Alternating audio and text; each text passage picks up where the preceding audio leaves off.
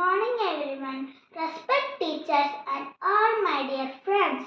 I am Devanika Saiju studying in 3rd standard.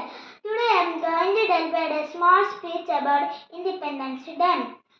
First of all, I wish you a very happy Independence Day.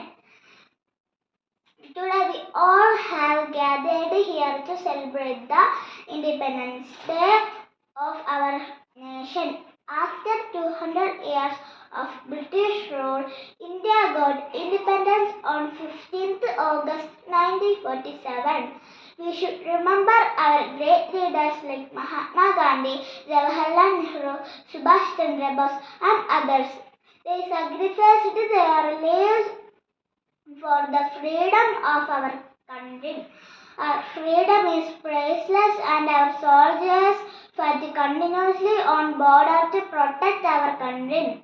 Dear friend, I would like to say that we must proud to be an Indian. Once again, I wish you a happy Independence Day to all. Thank you. Jai Hind.